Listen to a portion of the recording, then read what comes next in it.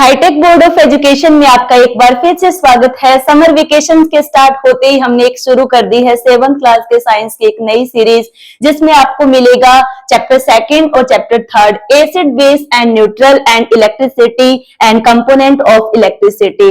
हमने बेटा क्यों स्टार्ट किया है ये सीरीज, क्योंकि आने वाले वर्किंग डेज में आपके पीपीटी एग्जाम स्टार्ट होने वाले हैं और पीपीटी एग्जाम में हमने दिया है सिलेबस रिवाइज करना, बिकॉज पीपीटी एग्जाम में आपका यही सिलेबस आएगा चैप्टर 2 और चैप्टर 3।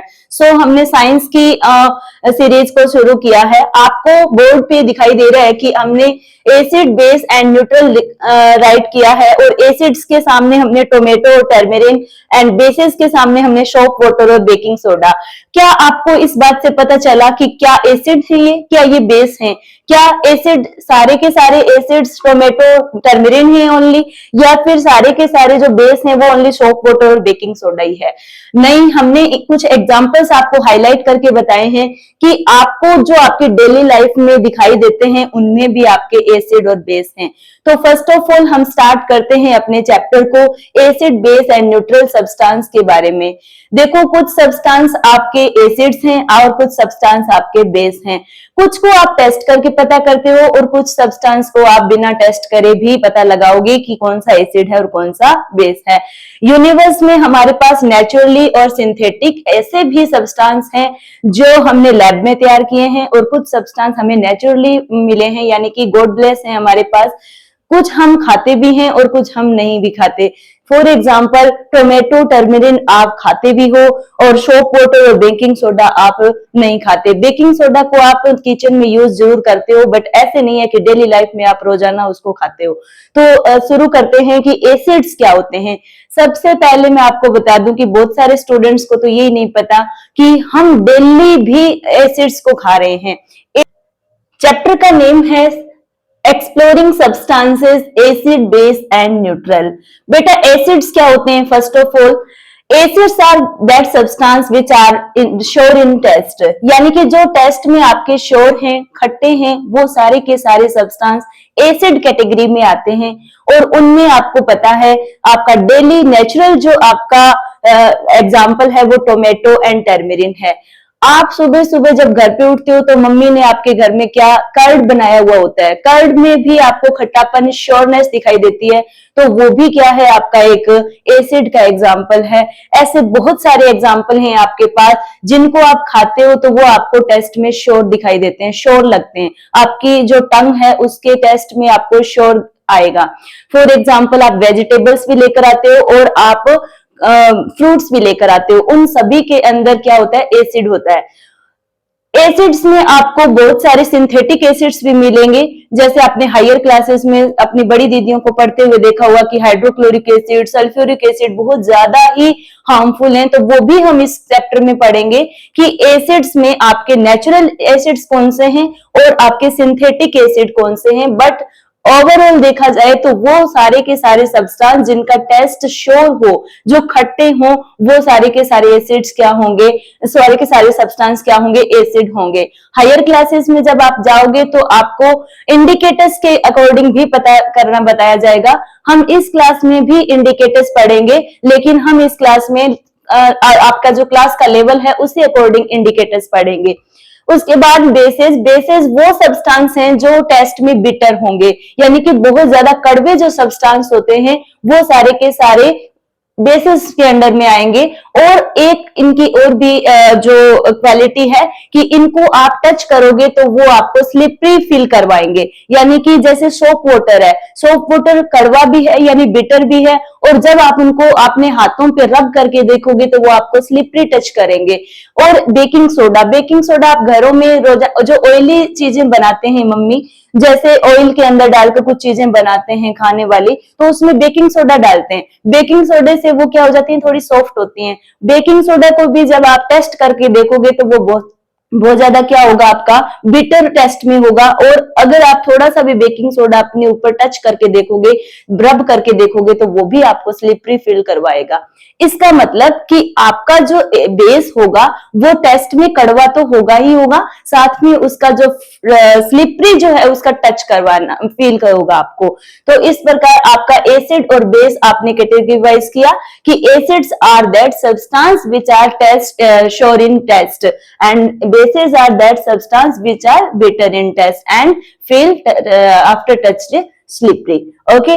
उसके बाद हम देखेंगे कि example of acid and example of basis. बेटा आपको मैं सबसे पहले नेचुरल एसिड्स के बारे में बताऊंगी, यानी कि जो आपके एनवायरमेंट में आपको नेचुरली मिले हैं और आपको पता है कि जिनको आप टेस्ट कर सकते हो उन्हीं के बारे में आपको नेचुरली पता होगा। तो टेस्ट करने के लिए आपके पास कौन कौन सी ऐसी चीजें, आइडिया लगाओ। टेस्ट करने के लिए आपके पास ऐसी कौन सी चीज है जिनको आप टेस्ट कर सकते हो और पता लगा सकते हो कि वो श्योर है या फिर बिटर। तो नेचुरल सी चीज है, वेजिटेबल्स और फ्रूट्स आपके पास हैं। कुछ एग्जांपल और भी हैं जो मैं आपको बताऊंगी, जिनको आप टेस्ट नहीं करते फिर भी आपको बताया जाएगा कि उनमें क्या होता है एसिड, और वो नेचुरली होता है। तो सबसे पहले हम देखते हैं कि एसिड्स जो नेचुरली हमें मिले हैं, जो वेजिटेबल्स और फ्रूट्स के अंदर होते हैं, और डेली लाइफ के एग्जाम्पल भी। तो स्टूडेंट्स, मैंने एसिड के बारे में आपको बताया कि the substance which are sour in taste that are all substance are acids. अब मैं आपको बता रही हूँ नेचुरल एसिड्स, यानी कि वेजिटेबल्स और जो आपके फ्रूट्स हैं उनके अंदर भी आपको एसिड मिला है। यानी कि साइंटिस्ट ने जब उनकी डिस्कवरी, उनके अंदर जब एक्सपेरिमेंट किया तो उनके अंदर भी एसिड्स मिले हैं और उन एसिड्स के नाम दिए हैं। तो सबसे पहले आपके आता है कर्ड। कर्ड कैसे बनता है? जब आप रात को दूध गर्म करके उसमें थोड़ी सी लस्सी डाल के छोड़ते हो तो वो रात को क्या हो जाता है, कर्ड में चेंज हो जाता है। कैसे? बहुत सारे स्टूडेंट्स को नहीं पता कि जो मिल्क है वो कर्ड में चेंज कैसे हो जाता है, कौन चेंज उसको करता है और क्यों हो जाता है। बेटा आपके एक बैक्टीरिया होता है लैक्टोबैसिलस, जो रात को मिल्क के अंदर जब हम थोड़ी सी लस्सी डालकर छोड़ते हैं तो उस लस्सी में लस्सी में एक बैक्टीरिया होता है लैक्टोबैसिलस। लैक्टोबैसिलस क्या करता है, रात भर रिप्रोडक्शन करता है और अपने ही जैसे बहुत सारे लैक्टोबैसिलस को रिप्रोड्यूस कर लेता है, और पूरा का पूरा जो मिल्क है उसके अंदर लैक्टोबैसिलस बैक्टीरिया क्या हो जाता है, रिप्रोड्यूस हो जाता है, जो फिर जो मिल्क है वो किस में चेंज हो जाता है, कर्ड का रूप ले लेता है। और कर्ड हम क्या करते हैं, जब हम टेस्ट करते हैं तो कर्ड में भी हमें खट्टापन दिखाई देता है, और उस कर्ड के अंदर लैक्टोबैसिलस बैक्टीरिया होने की वजह से हमने उस एसिड का नाम क्या दे दिया है, लैक्टिक एसिड। यानी कर्ड जो आप घर में खाते हो उसके अंदर भी आपका क्या है, एसिड है, और उस एसिड को बोलते हैं लैक्टिक एसिड। उसके बाद आता है टोमेटो, जो मैंने आपको इंट्रोडक्शन में ही बता दिया कि टोमेटो में भी खट्टापन होता है, श्योर होता है टेस्ट उसका, उसमें ऑक्सैलिक एसिड और टर्मरिन। सबसे ज्यादा पसंदीदा जो चीज है, सब्सटेंस है स्टूडेंट्स का, छोटे बच्चों का, या फंक्शंस में भी जो सबसे पसंदीदा जो चीज होती है वो टर्मरिन होती है, इमली जिसे बोलते हैं। और सबसे ज्यादा खट्टापन अगर देखने को मिलता है तो वो टर्मरिन में होता है, और उसमें होता है टार्टरिक एसिड। स्पिनच, स्पिनच आपने कभी खरीदी होगी या अपने घर में भी सब्जी में भी यूज करी होगी। स्पिनच, पालक जो होती है उसके अंदर भी ऑक्सैलिक एसिड होता है। बेटा स्पिनच को जब हम डायरेक्टली खाकर देखते हैं तो उसमें हमें नहीं पता चलता ज्यादा कि उसमें खट्टापन है, श्योर है, लेकिन जब उसके एक्सपेरिमेंटली हम सर्च करते हैं तो उसके अंदर भी थोड़ा एसिड मिलता है अपने को, और उस एसिड का नाम क्या है, ऑक्सैलिक एसिड। अब उसके बाद आता है एप्पल। खाते तो सभी मीठे के लिए, लेकिन उसमें भी क्या होता है, थोड़ा सा श्योर टेस्ट होता है, और उसी श्योर टेस्ट की वजह से उसमें एक एसिड होता है जिसका नाम है मेलेइक एसिड। आंट स्टिंग, सबसे ज्यादा आपको एक्साइटमेंट होगी कि आंट स्टिंग, चींटी के काटने पर और मधुमक्खी के काटने पर यानी बी स्टिंग के काटने पर भी आपके एसिड कैसे पता चला और क्यों, कैसे? बेटा देखो, जब आंट स्टिंग या हो या बी स्टिंग हो, जब आपको चींटी या फिर मधुमक्खी काटती है तो आपको बहुत ज्यादा जलन होने लगती है वहां पर, और आपकी जो स्किन है वो थोड़ी सी ऊपर उठी हुई लगती है, और आपको ऐसा लगता है कि पता नहीं क्या ही हो गया। लेकिन उस आपकी जो हाथ के ऊपर जो आपका स्टेन होगा, जो आपके पेन हो रहा होता है, वहां पर जो आंट है या फिर बी है उसने एक एसिड छोड़ दिया होता है, जिस वजह से अपने बॉडी पे क्या होने लगती है, जलन होने लगती है। और उस एसिड को नाम दिया है हमने फॉर्मिक एसिड। यानी आंट स्टिंग हो, यानी चिंटी भी काट सकती है या फिर मधुमक्खी भी काट सकती है, दोनों के दोनों एक ही तरीके का एसिड छोड़ती है और उसको बोलते हैं फॉर्मिक एसिड। अब फॉर्मिक नाम क्यों पड़ा उसका? फॉर्मिक एसिड इसलिए पड़ा क्योंकि साइंस के अंदर आंट जो है, चिंटी जो है, उसको हम बोलते हैं फॉर्मिका, और फॉर्मिका के नाम पर ही क्या पड़ गया? फॉर्मिक एसिड नाम पड़ गया। तो मैं आपको ये भी बोल सकती हूँ कि आज के बाद जब भी आपको चिंटी देखने को मिले, आप क्या कर सकते हो? उसको बोल सकते हो फॉर्मिका इज गोइंग ऑन, यानी फॉर्मिका जा रही है। तो इससे आपको अपनी साइंस के अंदर कुछ चीजें याद भी रहेंगी। कैसे? कि फॉर्मिका जा रही है मतलब फॉर्मिका काट लेगी आपको, और कौन सा एसिड छोड़ देगी? Formic acid. तो आपके घर में बूढ़े बुजुर्ग जिनको कुछ नॉलेज नहीं है साइंस का, वो भी आपसे ज्यादा ही एक्साइट होंगे, और यानी आपसे बहुत ज्यादा उनको भी ऐसे लगेगा कि सच में बच्चे कुछ तो साइंस की नॉलेज रखते हैं। उसके बाद मैं कुछ एग्जांपल और बता देती हूँ आपको जिनमें भी एसिड होता है। फॉर एग्जांपल लेमन में कौन सा एग्जांपल होता है, सॉरी कौन सा एसिड होता है? एक्सकॉर्बिक एसिड होता है। और भी आपके पास होंगे जिनमें जैसे विनेगर है, विनेगर, सिरका भी आप अचार डालने में काम में लेते हो। अचार में डालते टाइम आप विनेगर डालते हो जिसमें एसिटिक एसिड होता है। और जो आपका अनराइप मैंगो है या फिर आपके ग्रेप्स हैं, ये सारे के सारे खट्टी चीजें हैं, इनमें आपको श्योर टेस्ट दिखाई देता है। अनराइप मैंगो और जो ग्रेप्स है उनमें भी टार्ट्रिक एसिड होता है। तो इस तरीके से हमने देखा कि एसिड्स और नेचुरल एसिड्स के एग्जांपल जो हमारी डेली लाइफ में है लेकिन फिर भी अपने को नहीं पता। तो दोबारा देख लो, कर्ड में लैक्टिक एसिड, टोमेटो में ऑक्सैलिक एसिड, टर्मरिन में टार्ट्रिक एसिड, स्पिनच में ऑक्सैलिक एसिड, एप्पल में मेलेइक एसिड, आंट स्टिंग में और बी स्टिंग के काटने पर फॉर्मिक एसिड। तो इस तरीके से आपने एसिड को देख लिया। अब एक बार इसे नोट कर लो, फिर हम करेंगे कि बेस क्या होते हैं। एसिड्स के बारे में स्टडी करने के बाद हम कर रहे हैं बेसिस, और आपको मैंने बता दिया कि the substances which are bitter in taste and slippery feel after touch, यानी कि टच करने के बाद आपको कैसा फील करवाते हैं, स्लिपरी फील करवाए हैं, वो सारे के सारे सब्सटेंस बेस होते हैं। नेचुरल बेसिस के आपके एग्जांपल हैं soap water, bitter gourd, baking soda, detergents and shampoo. ये सारे के सारे वो एग्जांपल हैं जो टेस्ट में भी बिटर हैं और स्लिपरी भी टच फील करवाएंगे, और उनके अंदर बेस इंक्लूड है, तभी वो सारे के सारे क्या हैं? बिटर। बट बेटा आपके पास जो आपका एग्जांपल है बिटर गार्ड, वो आपके क्वेश्चन में भी है कि क्या टेस्ट के बेस पर आप बोल सकते हो कि बिटर गार्ड जो है वो आपका नेचुरल बेस इंक्लूड रखता है? हाँ, कुछ हद तक उसमें क्या होता है, टेस्ट में बिटर होने की वजह से बेस होता है, बट हम डायरेक्टली ये नहीं कह सकते कि कंप्लीट उसके अंदर बेस है, उसके अंदर लाइटली एसिड भी इंक्लूड होता है। तो इस तरीके से ये कहना एक तरीके से बिल्कुल सही नहीं माना जा सकता कि जो सारे टेस्ट के बेस पर क्या होते हैं उनके अंदर बेस होते हैं, यानी बेस या एसिड को टेस्ट के बेस पे नहीं बोल सकते। बिटर गार्ड एक आपके पास ऐसा एग्जांपल है जो बिटर होते हुए भी लाइटली क्या रखता है? अपने अंदर एसिड रखता है। तो इस तरीके से नेचुरल बेसिस आपने देखे जो आपकी डेली लाइफ में भी आप यूज करते हो, और मोस्टली सबसे ज्यादा यूज कौन करते हो? Soap water, detergent, shampoo. Baking soda का भी आप कुछ हद तक किचन में यूज करते हो, बिटर गार्ड भी खाते हो। तो इस तरीके से आपने क्या देखा? बेसिस। नेचुरल एसिड्स और नेचुरल बेस के बारे में आपने स्टडी करने के बाद आपने सोचा कि क्या सारे के सारे बेस नेचुरल हैं? क्या सारे के सारे एसिड्स नेचुरल हैं? नहीं। अपने जो साइंटिस्ट हैं उन्होंने बहुत सारे सिंथेटिक एसिड्स और सिंथेटिक बेस भी तैयार कर रखे हैं। मतलब कि कुछ ऐसे भी एसिड्स हैं, कुछ ऐसे भी बेस हैं जिनको लैब के अंदर भी तैयार कर लिया है, तो उनको नाम दिया है मिनरल एसिड्स या फिर मिनरल बेसिस। यानी कि हमारे पास ऐसे भी एसिड्स हैं जिनको हमने लैब के अंदर मिनरल्स का यूज करके तैयार कर रखा है, उनको नाम दिया है mineral acids. The acids made by using minerals, for example phosphorus, nitrogen, sulphur, chlorine etcetera. यानी कि मिनरल्स क्या हैं? अब स्टूडेंट्स आपके सामने एक प्रॉब्लम आ गई कि मिनरल्स क्या होते हैं। क्या आप सभी को पता है कि मिनरल्स क्या हैं?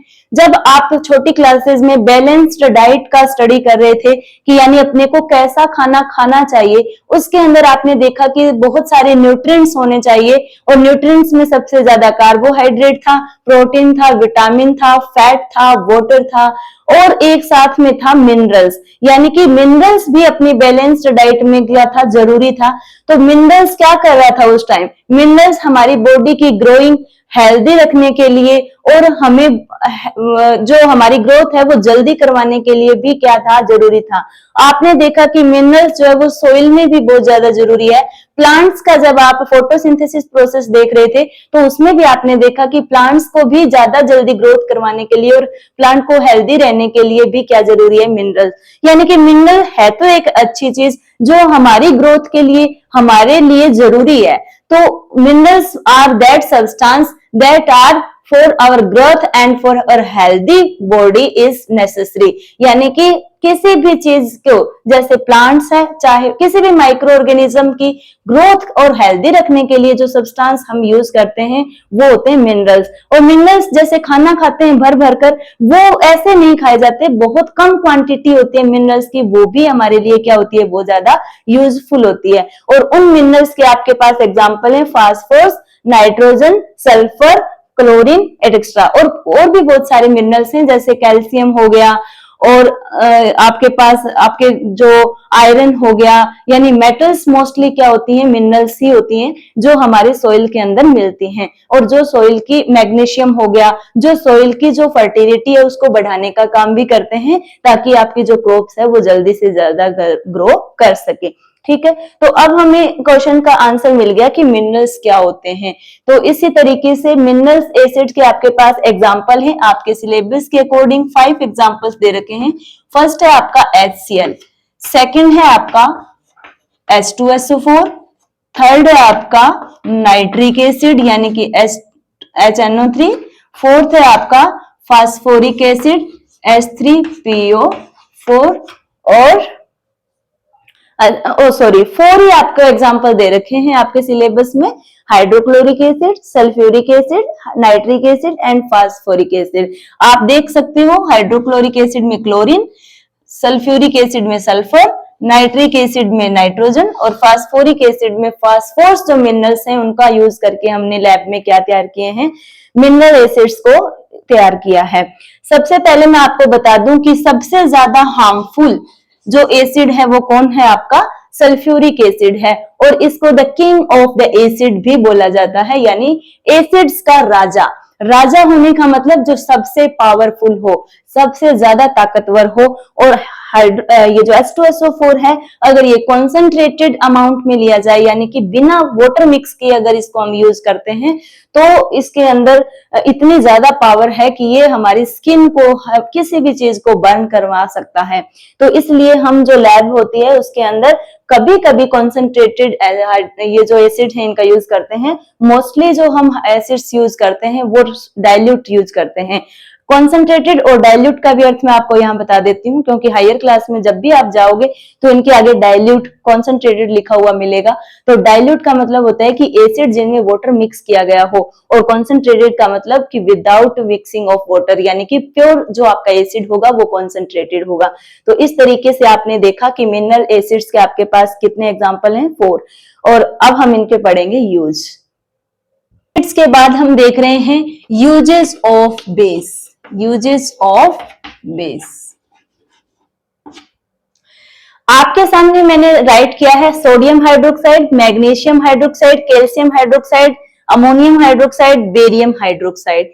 यानी आपको क्या दिखाई दे रहा है, सबके पीछे हाइड्रोक्साइड लग रहा है। तो सबसे पहले ध्यान रहे कि अगर आपको नहीं याद रहते कि कौन सा बेस है कौन सा एसिड है, तो आपको एक आइडेंटिटी है कि बेस के पीछे हमेशा ही क्या लगेगा, हाइड्रोक्साइड लगेगा या फिर OH लगेगा। यानी फॉर्मूले में से अगर पहचान करनी है तो OH लगेगा, और अगर आपको नेम में देखना है तो हाइड्रोक्साइड लगेगा ही लगेगा।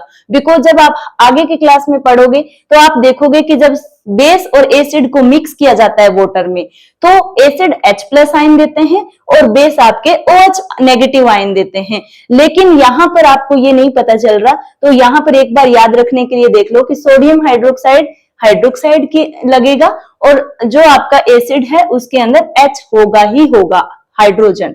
अब देखो सबसे पहले सोडियम हाइड्रोक्साइड, बेटा द मोस्ट पावरफुल बेस जो है आपका वो सोडियम हाइड्रोक्साइड है, यानी कि सबसे ज्यादा हार्मफुल मान लो, सबसे ज्यादा पावरफुल मान लो, सबसे ज्यादा स्ट्रॉन्ग बेस जो है वो आपका सोडियम हाइड्रोक्साइड है।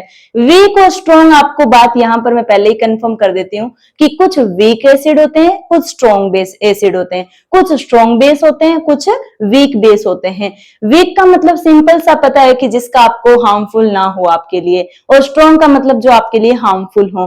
फॉर एग्जाम्पल ऑल नेचुरल जो एसिड्स हैं, यानी कि आपको मैंने नेचुरल वेजिटेबल्स और फ्रूट्स के अंदर या फिर डेली लाइफ में जो मैंने एसिड बताए थे, कर्ड है, आंट स्टिंग है, तो वो सारे के सारे एसिड वीक हैं, यानी हमारे लिए वो इतने हार्मफुल नहीं है जितने सिंथेटिक एसिड हैं, जैसे hydrochloric acid, nitric acid, sulphuric acid, ये सारे के सारे वीक एसिड नहीं है, ये सारे के सारे स्ट्रॉन्ग एसिड है, यानी कि ये हमारे लिए हार्मफुल हैं।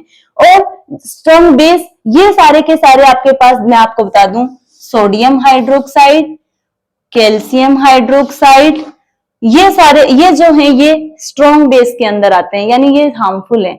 और ये जो आपका है मैग्नीशियम हाइड्रोक्साइड, अमोनियम हाइड्रोक्साइड और बेरियम हाइड्रोक्साइड, ये सारे के सारे क्या हैं, वीक बेस हैं, यानी कि ये हार्मफुल कम है, हमारे लिए हार्मफुल नहीं है।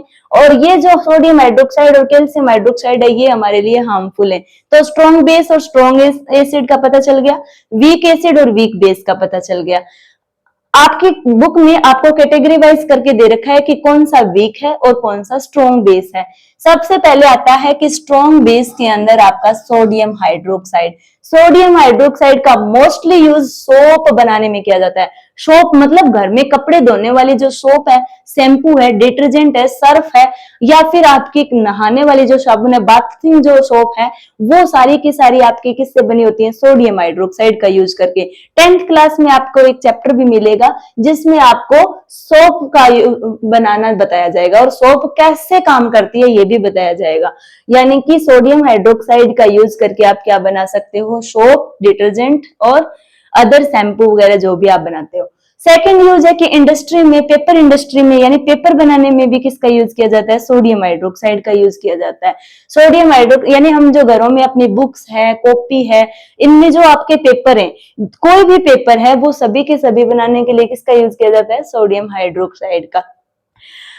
थर्ड यूज है कि घर में जो सोल्ट होता है, खाने वाला नमक, जिसके बिना आप रह नहीं सकते, चाहे मम्मी कितनी भी मेहनत से काम कर ले, कितनी भी मेहनत लगाकर खाना बना ले, लेकिन जब उसके अंदर नमक नहीं होता है तो हमें सारी मेहनत बेकार लगती है। तो उसका यूज, उस नमक को बनाने के लिए, उस सोल्ट को बनाने के लिए किसका यूज होता है, सोडियम हाइड्रोक्साइड का। और वो कैसे बनता है ये भी देखेंगे हम आगे, जब हम एसिड बेस की रिएक्शन पढ़ेंगे तो हम देखेंगे कि जो घर पे खाने वाला सोल्ट है वो कैसे बनता है। लेकिन एक बार के लिए आप याद रखो कि सोडियम हाइड्रोक्साइड जो बेस है उसका यूज करके ही हम क्या बनाते हैं, सोल्ट बनाते हैं, NaCl, घर पे खाने वाला नमक। और एक यूज और इसका कि बहुत सारी जो आपके लैब के अंदर प्रैक्टिकल किए जाते हैं, चाहे वो +1 के हो, +2 के हो, ग्रेजुएशन के हो, पोस्ट ग्रेजुएशन की जो आपकी लैब के अंदर प्रैक्टिकल होते हैं, सबसे ज्यादा जो यूज किया जाने वाला है, वो सबसे ज्यादा जो यूज होता है सोडियम हाइड्रोक्साइड को एज ए हम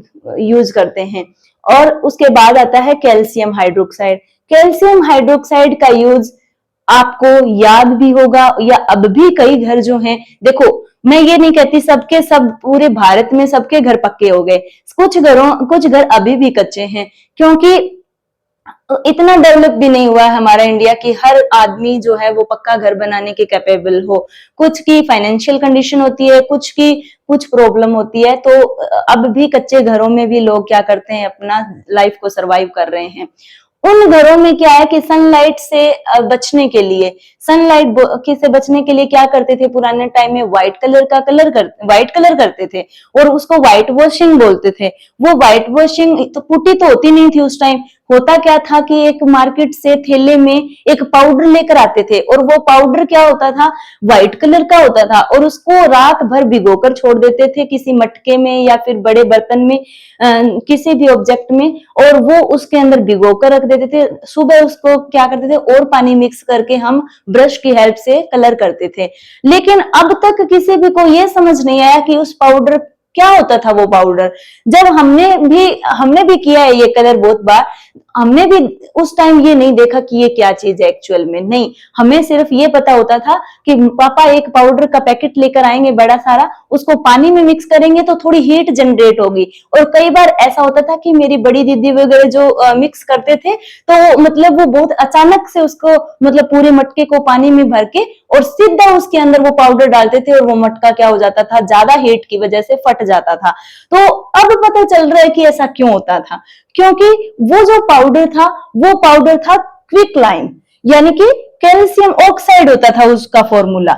जो पाउडर आप मार्केट से खरीदते हो उसको बोलते हैं कैल्शियम ऑक्साइड, यानी कि क्विक लाइम। और घर पे लाकर हम उसमें क्या डालते थे, वाटर। वाटर डालने के बाद अब वो किस में चेंज हो गया है, कैल्शियम हाइड्रोक्साइड में। जब आप कैल्शियम ऑक्साइड को यानी उस पाउडर को पानी में मिक्स करोगे तो वो कैल्शियम हाइड्रोक्साइड बन जाएगा, और उसका नया नाम बन गया स्लेक्ट लाइम। क्या बन गया, स्लेक्ट लाइम। स्लेक्ट लाइम क्यों बना, स्लेक्ट लाइम को जब आप डिक्शनरी में देखोगे तो उसका मिलेगा कि मिल्क के कलर जैसा पानी, यानी कि ऐसा वाटर जिसका जो कलर है वो मिल्क के जैसा हो, यानी हिंदी में जब आप देखोगे तो दूध या रंग का पानी, यानी दूध के कलर के जैसा जो वाटर है वो होता है स्लेक्ट लाइम। और ये है कैल्शियम हाइड्रोक्साइड, जो एक क्या है, स्ट्रॉन्ग बेस है। आपने देखा कि ये जो कैल्शियम ऑक्साइड है वाटर में मिक्स किया तो हीट जनरेट हुई। हीट जनरेट हुई इसका मतलब कि ऐसी रिएक्शन है जिसके अंदर हीट भी निकल रही है, तो ये क्या है, स्ट्रॉन्ग बेस है। और स्ट्रॉन्ग बेस है तभी हीट निकल रही है। कैल्शियम हाइड्रोक्साइड इसका फॉर्मूला बना है और इसको बोलते हैं स्लेक्ट लाइम। तो इसका एक यूज तो क्या हो गया, कैल्शियम हाइड्रोक्साइड का यूज किया जाता है व्हाइट वॉशिंग के लिए। कच्चे मकानों में व्हाइट वॉशिंग के लिए क्या करते थे, इसका कैल्शियम हाइड्रोक्साइड का यूज करते थे। एक चीज आपको यहाँ मैं और बता देती हूँ कि कैल्शियम हाइड्रोक्साइड जब आप दीवारों पे पेंट करते हो तो दीवारों पे पेंट करने के बाद वो इन्वायरमेंट में ऑक्सीजन के साथ रिएक्शन करता है, और ऑक्सीजन के साथ रिएक्शन करने के बाद कैल्शियम हाइड्रोक्साइड चेंज हो जाता है कैल्शियम कार्बोनेट में। और कैल्शियम हाइड्रोक्साइड जो है वो कार्बन डाइऑक्साइड से रिएक्शन करता है, और कार्बन डाइऑक्साइड से रिएक्शन करने के बाद वो कार्बोनेट में चेंज हो जाता है। कार्बोनेट एक तो होता है स्ट्रोंग, यानी कि बहुत ज्यादा पक्का हो जाता है, वो कलर उतरता नहीं है जल्दी से, और एक वो शाइनिंग भी करता है। कैल्शियम कार्बोनेट की लेयर बनने के बाद वो जो कलर है वो बहुत ज्यादा शाइन करने लगता है सनलाइट के अंदर। तो देखो भाई, पुराने टाइम में इतने ज्यादा पैसे तो होते नहीं थे जो पुट्टी करवा लें, ये बना लें, वो बना लें। लोग व्हाइट वॉशिंग करके भी बहुत खुश होते थे। दिवाली, होली, कोई भी फंक्शन हो, सभी में व्हाइट वॉशिंग करना बहुत ज्यादा शुभ और नेसेसरी हो जाता था कि भाई, क्योंकि एक तो देखो ये बेस है, ऊपर से ये स्ट्रॉन्ग है, ऊपर से ये शाइन भी कर रहा है कार्बन डाइऑक्साइड के साथ रिएक्शन करके, ऊपर से ये जो मच्छर होते हैं उनको भी मारने का काम करता है, क्योंकि हार्मफुल है तो इसकी स्मेल से, इसकी केमिकल से क्या हो जाएंगे, मच्छर भी सारे भाग जाएंगे। तो मेरे घर में तो दिवाली के टाइम में सबसे ज्यादा जो यूज होता था वो होता था स्लेक्ट लाइम, और स्लेक्ट लाइम का यूज हमारे घर में सभी जगह किया जाता था, दीवारों पे, घरों के अंदर, बाहर, सब जगह। ठीक है। उसके बाद कैल्शियम हाइड्रोक्साइड का एक यूज और भी होता है। बेटा, कैल्शियम हाइड्रोक्साइड एक बेस है, और हमारे सोइल के अंदर एसिड रेन की वजह से, अब यहाँ पर आपको एसिड रेन का भी पता होना चाहिए। एसिड रेन होने की वजह से मिट्टी के अंदर एसिड बहुत ज्यादा हो जाता है। एसिड बहुत ज्यादा हो जाएगा तो हमारी मिट्टी के अंदर जो क्रॉप्स हैं, फसल जो है वो ज्यादा बेहतर तरीके से नहीं हो पाएंगी। और उसको कम करने के लिए, यानी एसिड को कम करने के लिए हम क्या डालते हैं, उसके अंदर कैल्शियम हाइड्रोक्साइड डालते हैं। मैंने अपने खुद के घरों में भी देखा है कि जब हमारे घर में वो बच जाती थी, यानी पेंट करने के बाद जो कैल्शियम हाइड्रोक्साइड बच जाता था, वो हमारे फादर या मदर हमारे खेत में ले जाकर बिखेर के आते थे कि हमारे खेत में एसिड जो बढ़ गया है या फिर बढ़ जाएगा कभी, तो वो उसके लिए क्या होगा, सही होगा। तो दो यूज आपने देख लिए कैल्शियम हाइड्रोक्साइड के। एक तो आपने देखा व्हाइट वॉशिंग करने के लिए, व्हाइट वॉशिंग के लिए जो मार्केट से लेकर आते हैं वो ये होता है calcium oxide quick lime. Water में मिक्स करेंगे तो कैल्शियम हाइड्रोक्साइड बन जाएगा स्लेक्ट लाइम।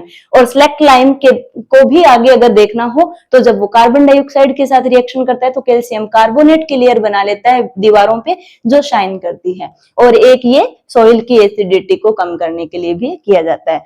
उसके बाद है अमोनियम हाइड्रोक्साइड। और मैग्नीशियम हाइड्रोक्साइड, ये बेटा एंटा एसिड्स के रूप में काम में लिए जाते हैं। एंटा एसिड का मतलब होता है एंटा का मतलब अपोजिट। आप भी कई बार मेरे साथ एंटा हो जाते हो ना, यानी एंटा का मतलब टेस्ट लेना है नहीं लेना, टेस्ट लेना है नहीं लेना। तो एंटा का मतलब अपोजिट बिहेव करना। अपोजिट बिहेव कैसे करेंगे, ये दोनों बेस हैं और एंटा एसिड यानी कि ये एसिड के अपोजिट बिहेव करेंगे।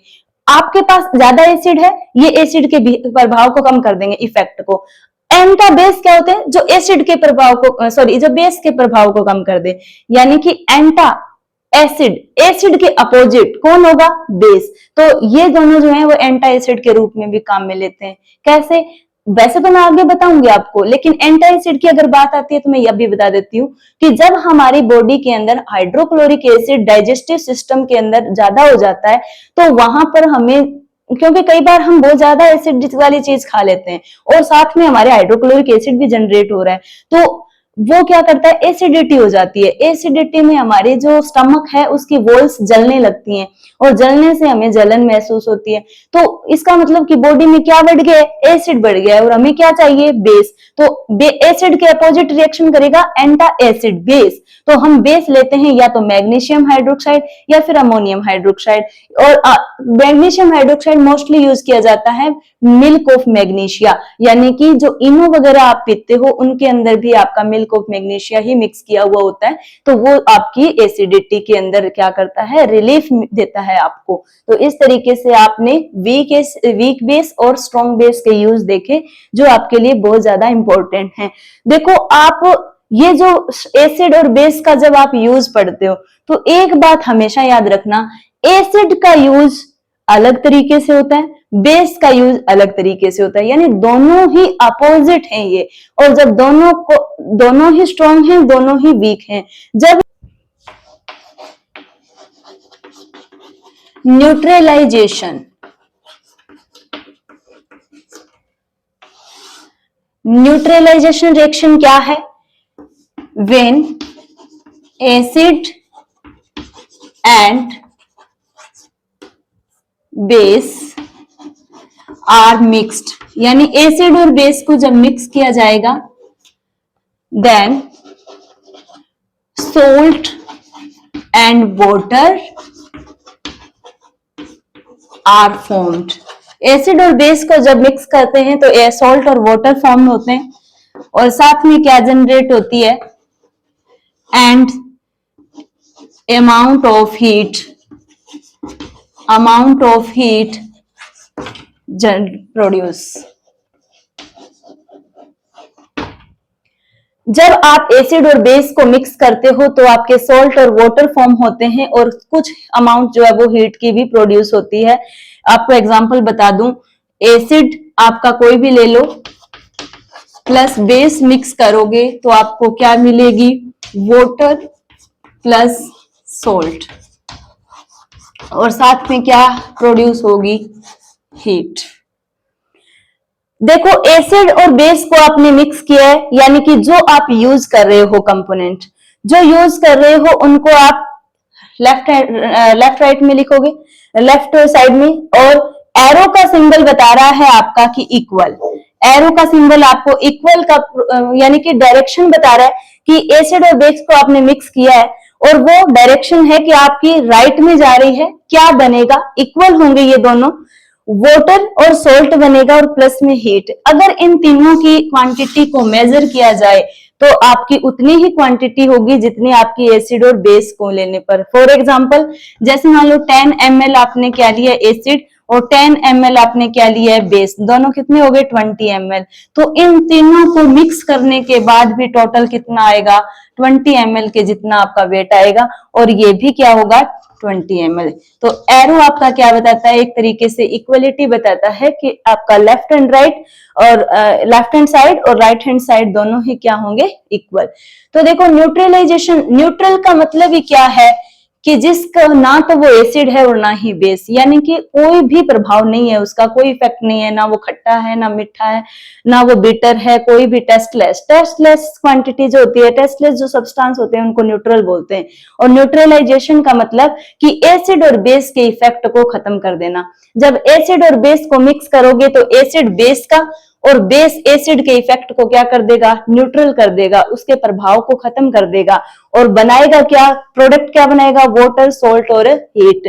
तो आपको एक एग्जांपल लेकर मैं बताती हूँ कि फॉर एग्जांपल आपने यहाँ पर सोडियम हाइड्रोक्साइड लिया, यानी कि स्ट्रॉन्ग बेस है ये, और स्ट्रॉन्ग एसिड लिया आपने, यानी कि स्ट्रॉन्ग एसिड है हाइड्रोक्लोरिक एसिड। आपका सोल्ट बनेगा NaCl, प्लस में आपका बनेगा वाटर, और प्लस में आपका क्या बनेगा, हीट जनरेट होगी यहाँ पर। अब देखो ये जो आपका बना है सोल्ट, ये है आपका घर पे खाने वाला नमक NaCl, यानी आपको पता होना चाहिए कि घर पे जो नमक खा रहे हैं वो NaCl है, सोडियम इंक्लूडेड। यानी आपने एडवर्टाइजमेंट में भी देखा होगा कि आपका टाटा नमक कैसा है, जिसमें सोडियम है क्या, यस, हमारे नमक में सोडियम है। यानी कि सोडियम हाइड्रोक्साइड को हाइड्रोक्लोरिक एसिड के साथ जब आप रिएक्शन करवाओगे तो न्यूट्रलाइजेशन प्रोसेस होगी और उसमें सोल्ट बनेगा NaCl, वाटर बनेगा और साथ में क्या जनरेट होगी, हीट जनरेट होगी। यानी न्यूट्रलाइजेशन रिएक्शन में एक आपने क्या देखा कि हीट प्रोड्यूस हो रही है। अब कुछ ऐसी रिएक्शन है जिसमें हीट प्रोड्यूस होती है, कुछ ऐसी रिएक्शन है जिसमें हीट देनी पड़ती है। यानी स्टूडेंट को ऐसा लग रहा है कि क्या भाई साइंस एक तरीके का जादू तो नहीं है, कुछ को देना पड़ रहा है, कुछ से लेना पड़ रहा है, यानी कि एक तरीके का मैजिक हो रहा है यहाँ पर। कुछ को देनी पड़ रही है रिएक्शन के लिए, कुछ को लेनी पड़ रही है। अब हमने यहाँ कहा था क्या कि हीट जनरेट हो, नहीं ना, लेकिन फिर भी हीट जनरेट हो रही है। हमें सिर्फ क्या चाहिए था, सोल्ट चाहिए था, लेकिन साथ में क्या बन गया है, वाटर भी बन गया है। और कुछ ऐसी रिएक्शन है जिनमें हम रिएक्शन कराना चाहते हैं लेकिन हमारे पास हीट नहीं है, यानी हीट उसको प्रोवाइड करानी पड़ेगी। तो यहाँ पर फिर क्या आ जाता है, कैटेगरी आ जाती है रिएक्शंस की, यानी ऐसी रिएक्शंस जिनमें हीट जनरेट हो, यानी ऐसी रिएक्शन जिसमें अपने आप हीट प्रोड्यूस हो, वो सारी की सारी एजोथर्मिक रिएक्शंस होती हैं। यानी जैसे देख लो न्यूट्रलाइजेशन रिएक्शन है, इसमें अपने आप हीट प्रोड्यूस हो रही है, तो ये एजोथर्मिक है। और कुछ ऐसी रिएक्शन है जिनको करवाने के लिए, हमें रिएक्शन को करवाने के लिए, प्रोसीड करवाने के लिए हीट देनी पड़ती है। हीट देने के लिए देने वाली जो रिएक्शन है उनको हम एंडोथर्मिक बोलते हैं। एंडोथर्मिक का एग्जांपल आपको पता है, फोटोसिंथेसिस रिएक्शन। फोटोसिंथेसिस में होता क्या है, हमारे पास क्लोरोफिल है प्लांट्स के पास वाटर भी है, प्लांट्स कार्बन डाइऑक्साइड भी इन्वायरमेंट से ले लेगा, लेकिन वो रिएक्शन तब तक प्रोसीड नहीं होगी जब तक उसके पास सनलाइट नहीं होगी, यानी हीट नहीं होगी। सनलाइट की प्रेजेंस में ही फोटोसिंथेसिस प्रोसेस हो सकती है। आपने एक 6th क्लास में एक्सपेरिमेंट भी किया था कि दो प्लांट लो, दोनों प्लांट्स को किसी पॉट में लगाकर छोड़ दो, एक को सनलाइट के प्रेजेंस में रखो और एक को डार्क रूम में रखो। डार्क रूम वाला क्या हो जाएगा, मुरझा जाएगा, और जो सनलाइट वाला वो प्लांट है वो क्या है, एक ग्रीनरी शो करेगा, यानी कि खिला हुआ दिखाई देगा। तो इस तरीके से हमें वहां पता चला कि विदाउट सनलाइट के फोटोसिंथेसिस प्रोसेस नहीं हो सकती। तो फोटोसिंथेसिस में क्या चाहिए, हीट, यानी एंडोथर्मिक रिएक्शन है। फोटोसिंथेसिस रिएक्शन क्या है, endothermic reaction.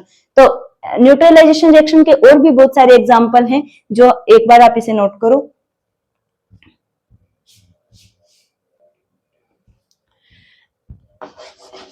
Acid plus base, salt plus water plus heat.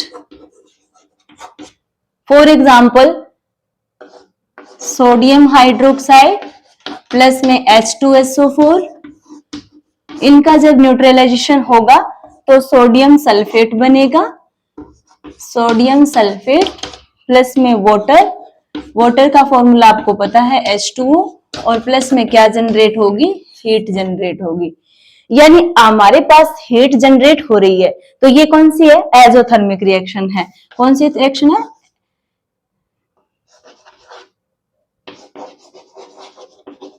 Exothermic reaction. Exothermic में रिएक्शन में कौन सी होगी, हीट प्रोड्यूस होगी, हीट प्रोड्यूस। और एंडोथर्मिक में कौन सी होगी, एंडोथर्मिक। एंडोथर्मिक रिएक्शन में क्या होगा, नीड ऑफ हीट, यानी कि हीट की आवश्यकता होगी। कहने का मतलब neutralisation reaction is the example of exothermic reaction and photosynthesis is the example of endothermic reaction. तो ऐसे आपके डेली लाइफ में भी बहुत सारे एग्जांपल हैं जो एंडोथर्मिक हैं, कुछ आपके एजोथर्मिक हैं। तो आपने इस तरीके से न्यूट्रलाइजेशन रिएक्शन को देखा। सबसे ज्यादा बेहतरीन चीज तो मुझे इसमें ये लगी कि भाई हम लैब में जाके कोई जरूरत नहीं है नमक का पैकेट खरीदने की। लैब के अंदर जाओ, सोडियम हाइड्रोक्साइड लो, हाइड्रोक्लोरिक एसिड लो और क्या बना डालो, NaCl, जो आपके घर में है उससे भी ज्यादा प्योर अमाउंट में आपको मिलेगा। ओके, रिएक्शन में आपने देखा कि एसिड और बेस को मिक्स करने के बाद आपके पास सोल्ट बनता है, लेकिन क्या वो सोल्ट एसिडिक है, क्या वो बेसिक है या फिर वो न्यूट्रल है, आपको इस बात का नहीं पता चला। तो अब हम देखने जा रहे हैं कि आपका जो सोल्ट है वो आपका एसिडिक है, बेसिक है या फिर न्यूट्रल नेचर का है। देखो, जब आप स्ट्रॉन्ग बेस और स्ट्रॉन्ग एसिड को मिक्स करोगे, यानी आपका एग्जांपल जो है सोडियम हाइड्रोक्साइड प्लस में हाइड्रोक्लोरिक एसिड अगर यूज करोगे, मिक्स करोगे तो आपका बनेगा NaCl। और ये आपका कौन सा सोल्ट है, इसकी नेचर क्या होगी, न्यूट्रल होगी। यानी याद ना तो ये एसिड होगा और ना ही बेस। क्यों? क्योंकि स्ट्रॉन्ग ही बेस है और स्ट्रॉन्ग ही एसिड है, दोनों ने एक दूसरे के इफेक्ट को क्या कर दिया है, न्यूट्रलाइज कर दिया है। उसके बाद देखो, स्ट्रॉन्ग बेस लिया आपने और वीक एसिड लिया है, तो आपके जो नेचर है सोल्ट की वो कैसी होगी, बेसिक। यानी सिंपल सा फंडा है कि जो स्ट्रॉन्ग होगा वही नेचर आपकी किसकी जाएगी, सोल्ट की जाएगी। क्योंकि स्ट्रॉन्ग और वीक दोनों एक दूसरे से लड़ रहे हैं, तो कौन जीत जाएगा, स्ट्रॉन्ग जीत जाएगा। उसके बाद वीक बेस और स्ट्रॉन्ग एसिड, तो सिंपल सी बात है सोल्ट की नेचर कैसी होगी, एसिडिक होगी। वीक बेस और वीक एसिड, बेटा ये भी वीक है और ये भी वीक है, दोनों लड़ रहे हैं, दोनों के इफेक्ट क्या हो जाएंगे, न्यूट्रलाइज हो जाएंगे, यानी एक दूसरे के प्रभाव को खत्म कर देंगे और कौन सा सॉल्ट बनेगा, न्यूट्रल। तो जब दोनों सेम होंगे तो न्यूट्रल बनेगा और जब दोनों डिफरेंट होंगे तो स्ट्रॉन्ग वाले का क्या जाएगा, नेचर जाएगी। आपने महाभारत रामायण देखी होगी, मैंने तो देखी है। उसमें क्या होता था कि राम तीर मार रहा है, इधर से रावण तीर मार रहा है, यानी दोनों तीर आपस में कट रहे हैं, यानी तब तक कट जाते हैं जब तक दोनों की शक्तियां सेम होती हैं। लेकिन जब भगवान राम ऐसे थोड़ा मंत्र मंत्र मारकर क्या करता है कि एक कोई भगवान को याद करता है और मतलब जैसे शिव जी को याद करते, शिव जी का जो तीर है वो मारता है, तो वो क्या करता है, राम वाले तीर को काट देता है। यानी कि फिर क्या कर रहा है राम कि अपने तीर में शक्तियां ज्यादा बढ़ा रहा है, अपने तीर में मतलब अपने जो शक्ति है उसमें थोड़ा और मिक्स कर रहा है, स्ट्रॉन्ग बन रहा है और स्ट्रॉन्ग बनकर रावण को क्या कर रहा है, रावण के तीर को कट कर रहा है। तो सेम यही बात यहाँ पर होती है कि जब दोनों सेम है तब तो न्यूट्रल होगा, कोई इफेक्ट नहीं रहेगा ना एसिड का और ना बेस का, और जो स्ट्रॉन्ग होगा उसकी नेचर चली जाएगी सोल्ट को। यहाँ स्ट्रॉन्ग बेस है तो बेसिक सोल्ट होगा, यहाँ पे स्ट्रॉन्ग एसिड है तो एसिडिक सोल्ट होगा। तो अब आपको कोई कंफ्यूजन नहीं होना चाहिए। वैसे 7th क्लास में सिर्फ आपको न्यूट्रल वाला एग्जांपल दिया है कि स्ट्रॉन्ग बेस हो और स्ट्रॉन्ग एसिड हो तो कैसा बनेगा, न्यूट्रल, और वही आपका घर पे खाने वाला नमक NaCl बनाया है। लेकिन जब आप बड़ी क्लास में 10th में 9th में इनमें पढ़ोगे तो आप ये चीजें देखोगे कि भाई सोल्ट की भी नेचर होती है एसिडिक, बेसिक और न्यूट्रल। तो वहां पर आपको पता होगा पहले से कि हाँ हमने ये चीज देखी थी। एसिड बेस और एसिड बेस के यूज और उनको मिक्स यहां तक आपके करने के बाद स्टूडेंट्स को ऐसा फील हुआ कि एसिड और बेस को पहचाना कैसे जाएगा। मान लो हमें लैब में छोड़ दिया जाए और हमें बिल्कुल भी ना बताया जाए कि कौन सा एसिड है कौन सा बेस है, और ना ही उनके ऊपर बाय मिस्टेक नाम लिखा गया है, और हम उनको टेस्ट तो कर नहीं पाएंगे because they are very harmful for us. तो हमें फिर उनकी पहचान कैसे होगी।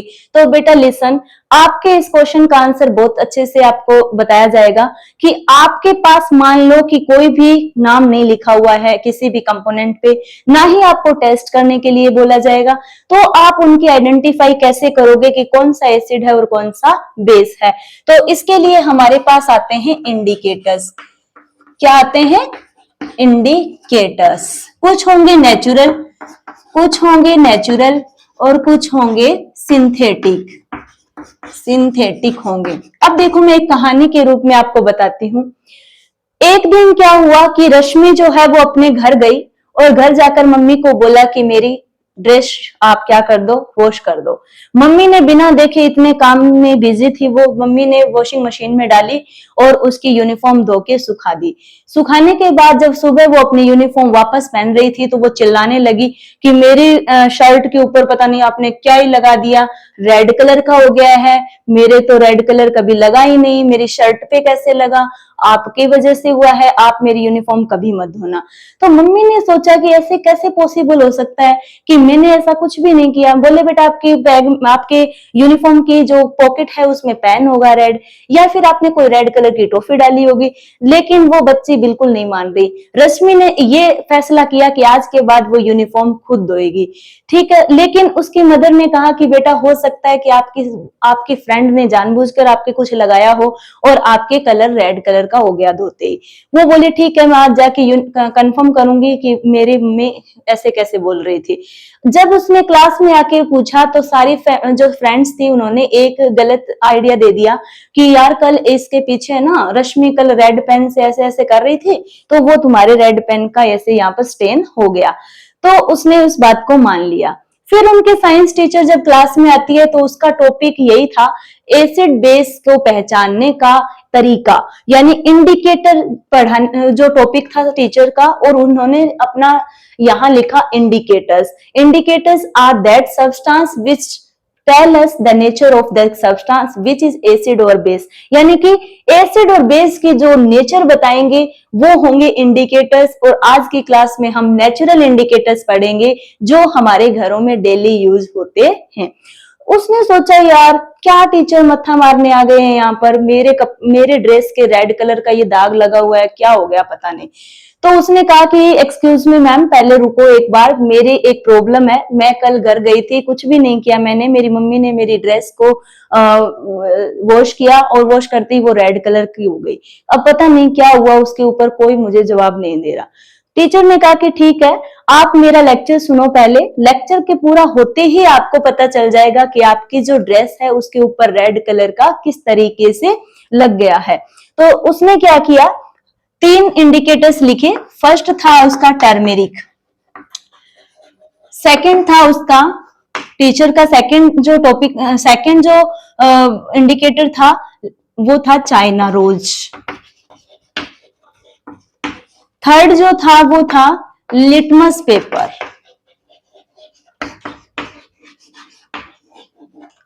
Litmus paper. Turmeric yellow colour की होती है, सबको पता था, सब बोल रहे थे कि मैम टर्मेरिक येलो कलर की होती है, हमें पता है। चाइना रोज भी कुछ बच्चे बोल रहे थे कि मैम हमें पता है ये लाइट पिंक कलर का होता है, क्योंकि कुछ घरों में चाइना रोज लगा हुआ था। कुछ बच्चों को लिटमस पेपर नाम सुना हुआ था, लेकिन उनको ये नहीं पता था कि लिटमस पेपर कितने टाइप के होते हैं, ब्लू और रेड। मैम ने कहा कि ये इंडिकेटर्स हैं जो आपके नेचुरली घरों में भी आपको मिल सकते हैं।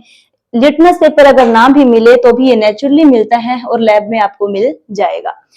टर्मरिक येलो कलर की होती है और ये सोप वाटर में जाते ही रेड कलर में कन्वर्ट हो जाती है।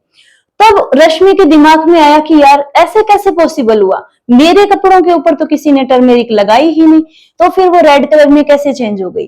तो टीचर ने बताया कि जब आपके खाना खा रहे होते हो तो आपकी जो सब्जी है उसके अंदर भी टर्मेरिक होती है, और टर्मेरिक ऑयली होने की वजह से जल्दी से उतरती नहीं है कपड़ों से, तो वो आपके कपड़ों पे स्टैन लगा देती है, और स्टैन आप जब घर पे जाके वॉश करते हो तो वो जल्दी से नहीं उतरता है, उसको उतारने के लिए मेहनत करनी पड़ेगी, कुछ और केमिकल यूज करना पड़ेगा।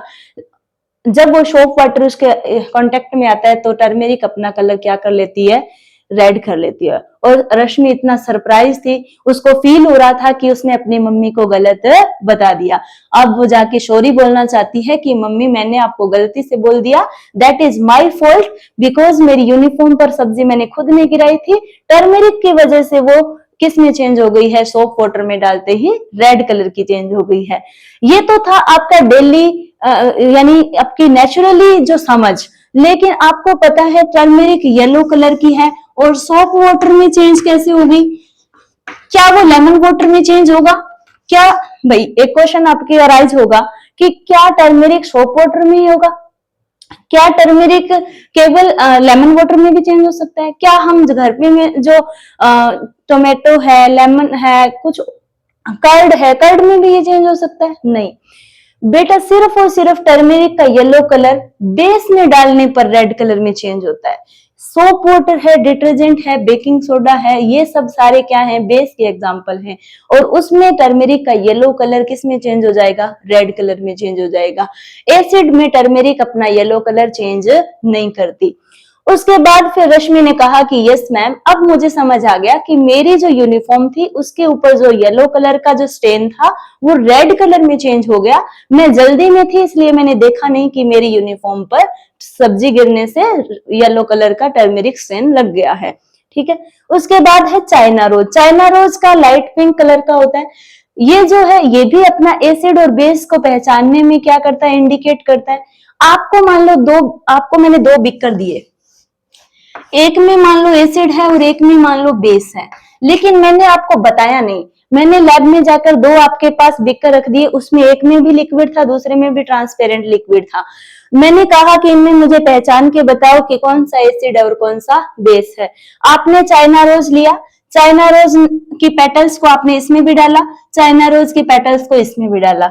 एक में चाइना रोज क्या हो गया? डार्क पिंक हो गया। एक में तो चाइना रोज किस कलर का हो गया? Dark pink. और एक में किस कलर का हो गया? ग्रीन कलर का हो गया। अब याद रखना, जिसमें डार्क पिंक कलर का हुआ है वो एसिड है और जिसमें ग्रीन कलर का हुआ है वो बेस है। यानी कि एसिड में डालने पर चाइना रोज की जो लाइट पिंक की पेटल्स हैं वो डार्क पिंक में हो जाएंगी और बेस में डालने के बाद वो ग्रीन कलर में। अब आपके पास एसिड और बेस घर में तो मिलेगा नहीं, घर में क्या मिलेगा? सोप वाटर मिलेगा, लेमन वाटर मिलेगा, ये सब चीजें मिलेंगी। तो आप क्या कर सकते हो? लाइट पिंक की जो रोज है आपका, उस चाइना रोज है उसकी एक दो पेटल्स को आप लेमन वाटर में डाल के देखना, ऑब्वियसली वो 1 मिनट में इंस्टेंटली क्या हो जाएंगे? डार्क पिंक हो जाएंगे। और आप सोप वाटर में जब आप उनको डालोगे तो ऑब्वियसली वो किस में कन्वर्ट हो जाएंगे? ग्रीन कलर में चेंज हो जाएंगे। उसके बाद आता है लिटमस पेपर। बेटा लिटमस पेपर आपको वैसे तो नहीं देखने को मिलेगा घरों में, लेकिन लैब में आपको मैंने भी दिखाया था और लैब में मैंने आपको प्रैक्टिकली भी दिखाया था कि आप जब इसके अंदर एसिड में डालते हो और बेस में डालते हो तो वो अपने कलर कैसे चेंज कर लेते हैं। आपके पास नॉर्मली आपको दो कलर के लिटमस पेपर गिवन होते हैं, एक रेड कलर का और एक ब्लू कलर का। सबसे पहले मान लो कि ये वही है, वही बिकर लिए हैं आपने, एक में दोनों में ट्रांसपेरेंट लिक्विड है, कोई एक एसिड है और कोई एक बेस है, लेकिन आपको बताया नहीं है कि कौन सा एसिड है और कौन सा बेस है। आपने क्या किया? ब्लू लिटमस पेपर उठाया। सबसे पहले ब्लू लिटमस उठाने के बाद आपने इन दोनों के अंदर ड्रॉप किया, दोनों के अंदर ड्रॉप किया तो ब्लू लिटमस पेपर जो है एक में चेंज होगा और एक में नहीं होगा। देखो किस में चेंज होगा? ब्लू लिटमस पेपर जो है वो एक में डालने के बाद रेड हो गया और एक में डालने पे कोई चेंज नहीं आया, नो चेंज। तो कहने का मतलब ब्लू लिटमस पेपर रेड में कौन से में चेंज होगा? एसिड में चेंज होगा। यानी एसिड मीडियम में जाने के बाद ब्लू लिटमस पेपर किस में चेंज हो जाएगा? रेड में। और बेस में कोई चेंज नहीं होगा। उसके बाद आप लोगे red litmus paper. Red litmus paper को भी एसिड में डाला और बेस में डाला, तो रेड लिटमस पेपर जो है वो एसिड में आपका क्या होगा? चेंज नहीं होगा और बेस में किस कलर में हो जाएगा? ब्लू में। रेड लिटमस पेपर को जब आप एसिड या बेस दोनों में से किसी एक में ड्रॉप करोगे तो वो कलर चेंज करेंगे अपना। आप देखोगे कि एसिड में रेड लिटमस पेपर कोई चेंज नहीं लाएगा और बेस में डालने के बाद वो ब्लू कलर का चेंज हो जाएगा। बट स्टूडेंट्स को इसमें बहुत कंफ्यूजन रहती है कि कौन सा किस में चेंज होगा। तो आप पेपर में तो आपके पास एक्सपेरिमेंट करने के लिए होगा नहीं कुछ भी कि आप पेपर में भी एक्सपेरिमेंट करके ही इसका आंसर लिखोगे। तो मैंने आपको याद रखने के लिए ट्रिक बताई है कि रेड में भी डी है और एसिड में भी डी है। एसिड में डी है, रेड में भी डी है, तो रेड जो है वो एसिड में चेंज नहीं होगा। तो फिर रेड किस में चेंज होगा? बेस में। और किस कलर का हो जाएगा? ब्लू का। तो अपने आप ब्लू किस में चेंज होगा? रेड में, इसमें एसिड में। ठीक है। कहने का मतलब रेड में भी डी है, एसिड में भी डी है। रेड एसिड में चेंज नहीं होगा, तो रेड किस में चेंज होगा? बेस में। कौन से कलर में हो जाएगा? ब्लू में। इसका मतलब ब्लू लिटमस पेपर एसिड में कैसा हो जाएगा? रेड हो जाएगा। तो सिंपल सी बात है कि यहाँ पर आपने देखा इंडिकेटर्स। कौन से इंडिकेटर? नेचुरल इंडिकेटर्स, जिसमें आपका टर्मरिक, चाइना रोज और लिटमस पेपर इंक्लूड था। आपके सिलेबस में 2 सिंथेटिक इंडिकेटर्स भी दे रखे हैं, सिंथेटिक इंडिकेटर्स। एक है आपका मेथिल ऑरेंज और एक है आपका नेफ्थेलिन की टैबलेट, नेफ्थेलिन। मेथिल ऑरेंज और नेफ्थेलिन की जो टैबलेट हैं वो आपके सिंथेटिक इंडिकेटर्स में आते हैं, जिनका आपको यूज क्या कर सकते हो आप, एसिड और बेस की पहचान करने में भी कर सकते हो। नेफ्थेलिन क्या होता है, नेफ्थेलिन होता है कपूर की टैबलेट, यानी कपूर की जो टैबलेट होती है आप कई बार हवन में भी यूज करते हो, कई बार आप कपड़ों में जो कीड़े हैं उनको मारने के लिए भी यूज करते हो, तो वहां पर भी आपको इसका यूज करके भी आप एसिड और बेस का पता लगा सकते हो। एक आपके होते हैं ओल्फैक्टरी इंडिकेटर्स।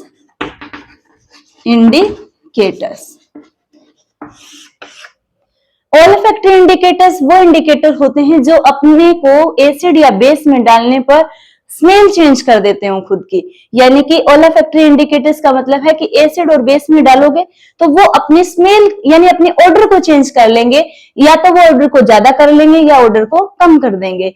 फॉर एग्जाम्पल आपके पास ओल्फैक्टरी इंडिकेटर्स में है ऑनियन। ऑनियन क्या करता है, जब आप एसिड में डालते हो तो अपनी स्मेल को बहुत कम चेंज करता है, यानी चेंज न के बराबर करता है, लेकिन जब आप ऑनियन को बेस में डालोगे तो वो अपनी जो स्मेल है वो बिल्कुल ही खत्म कर देगा। इसका आप एग्जाम्पल कैसे देखोगे, आपके घरों में सोप वाटर तो होता ही है, आप ऑनियन को सोप वाटर में डाल के छोड़ देना, आप देखोगे कि ऑनियन के अंदर कोई स्मेल नहीं आ रही है थोड़ी देर के बाद, यानी कि बेस ने क्या कर दिया है, ऑनियन की जो ऑर्डर है उसको खत्म कर दिया है। तो इस तरीके से आप ओल्फैक्टरी इंडिकेटर्स का यूज करके भी क्या कर सकते हो, एसिड और बेस की पहचान कर सकते हो। Last topic of the chapter is applications of neutralization reactions।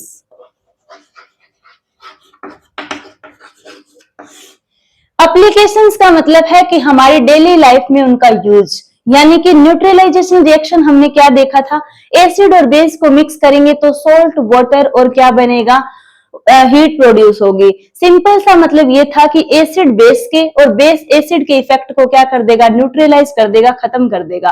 और उसी ही रिएक्शन के एग्जांपल हमारी डेली लाइफ में देखने को मिलते हैं। फर्स्ट एग्जांपल है इनडाइजेशन। सेकंड है आपका आर्नस्टिंग या फिर बी स्टिंग। थर्ड है आपका एसिडिटी या फिर बेसिसिटी ऑफ सॉइल। और फोर्थ है आपका industries use. Industrial use. Chapter का लास्ट टॉपिक हम करने जा रहे हैं applications of neutralization reaction. First of all indigestion, ant sting, bee sting, acidity, basicity of soil, industrial use. तो मैं आपको बता दूं सबसे पहले इंडाइजेशन। मैंने आपको बताया कि अपनी जो डाइजेशन सिस्टम है, डाइजेस्टिव सिस्टम के अंदर जो फूड है वो स्टमक में जाता है। स्टमक की वॉल्स जो है, म्यूकस जो लेयर है वो अपने म्यूकस जो जूस प्रोड्यूस कर रहा है HCl, और HCl हमारी बॉडी के अंदर जो खाना है उसके डाइजेशन में हेल्प करता है। अब कई बार मैंने बताया कि हमारी जो स्टमक है उसके अंदर HCl की क्वांटिटी ज्यादा हो जाती है, और ज्यादा होने की वजह से हमारी बॉडी के अंदर हमारे स्टमक में जलन होने लगती है, और जलन होगी तो हमें एसिडिटी, यानी कि हमें क्या बताता है डॉक्टर कि आपको क्या हो गई है, एसिडिटी हो गई है। एसिडिटी में क्या बढ़ गया है, आपका HCl बढ़ गया, यानी एसिड बढ़ गया है। और एसिड के इफेक्ट को कम करने के लिए हमें क्या लेना पड़ेगा, एंटी एसिड लेना पड़ेगा। और एंटी एसिड के रूप में हमें क्या चाहिए, बेस लेना पड़ेगा। और बेस में मैंने आपको बताया था कि milk of magnesia is the best solution for acidity, यानी इनो जो आप पीते हो वो आपका सबसे बेस्ट एग्जांपल है। और आपने एडवर्टाइजमेंट में भी देखा होता है कि लो इनो और करो 6 सेकंड में आराम। हो भी जाता है 6 सेकंड में, मैंने भी माना है इस चीज को कि जो आपका बेस मिक्स है इनो के अंदर वो आपके हाइड्रोक्लोरिक एसिड के इफेक्ट को 6 सेकंड में क्या कर देता है, खत्म कर देता है। उसके बाद देखो आर्नस्टिंग या बी स्टिंग, मैंने ये भी बता दिया कि आपके जब आंट या फिर बी दोनों स्टिंग करती हैं यानी काटती हैं, तो अपनी बॉडी के ऊपर, अपनी स्किन के ऊपर क्या कर देती हैं, वो फॉर्मिक एसिड छोड़ के जाती हैं। और फॉर्मिक एसिड छोड़ने की वजह से ही हमारी स्किन थोड़ी सी उभर जाती है, ऊपर उठ जाती है और जलन होने लगती है। जलन होने से रोकने के लिए हम, वैसे देखो डेली लाइफ में तो खाती रहती हैं चींटियां, मुझे नहीं लगता कि लोग इसके लिए कुछ उपचार करते होंगे, ट्रीटमेंट करते होंगे। लेकिन जो छोटे बच्चे हैं या फिर जिनकी सेंसिटिव स्किन है, उनके लिए यूज करना जरूरी हो जाता है कई बार बी स्टिंग या फिर आंट स्टिंग की, और उसके लिए हम एंटासिड का यूज करते हैं बेस का। मोस्टली एग्जांपल है घर में जो बेकिंग सोडा है या फिर कोलगेट जो घर में यूज करते हो आप, उनमें भी बेस होता है, तो वो भी आप इसके न्यूट्रलाइज करने के लिए यूज कर सकते हो। थर्ड है एसिडिटी या फिर बेसिडिटी ऑफ सॉइल। जरूरी नहीं है कि सॉइल के अंदर एसिड की मात्रा ही ज्यादा हो सकता है कई बार बेस भी ज्यादा हो जाए। क्यों? क्योंकि कई बार हम फर्टिलाइजर ज्यादा डाल देते हैं या फिर फर्टिलाइजर एसिड रेन होती है, तो एसिड भी बढ़ जाता है और बेस भी बढ़ सकता है। एसिड बढ़ जाएगा तो बेस डालना पड़ेगा, बेस बढ़ जाएगा तो एसिड डालना पड़ेगा। तो कहने का मतलब कि जब एसिड रेन की वजह से एसिड बढ़ जाए, तो हम कैल्शियम हाइड्रोक्साइड यानी स्लैक्ड लाइम या फिर कैल्शियम ऑक्साइड क्विक लाइम डालते हैं, जिससे एसिडिटी को न्यूट्रलाइज कर सकते हैं। या फिर बेस बढ़ जाए तो हम उसके अंदर क्या डालते हैं, फिर घरों में जो वेस्ट एनिमल्स की मैन्योर होती है, हम उसको भी डाल सकते हैं, तो जिससे हमारी सॉइल क्या हो जाएगी, न्यूट्रलाइज होगी और क्रॉप के लिए कोई भी हार्मफुल नहीं होगी। उसके बाद है इंडस्ट्रियल यूज। बेटा जब इंडस्ट्रीज के जो बहुत बड़ी बड़ी फैक्ट्रीज होती है, उनके अंदर बहुत ज्यादा वेस्ट मटेरियल निकलता है, और वो वेस्ट मटेरियल हम सीधा तो यहाँ कहीं भी बिखेर नहीं सकते, हम उसको क्या करते हैं, फ्लो करती हुई रिवर्स में डालते हैं। तो फ्लो करती हुई रिवर्स में जब हम वो कचरा डालेंगे, इतना वेस्ट डालेंगे, तो उसमें या तो एसिड बहुत ज्यादा हार्मफुल होगा या फिर बेस जो हमारे लिए क्या होगा, हार्मफुल होगा।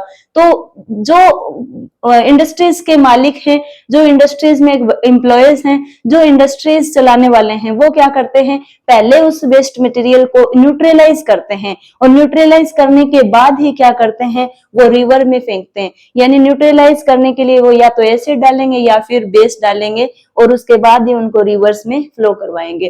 तो इस तरीके से हमने अपने पूरे चैप्टर को रिवाइज किया है। रिवाइज ही नहीं, मैंने बहुत बेहतरीन तरीके से इस चैप्टर को आपके सामने लाकर खड़ा किया है।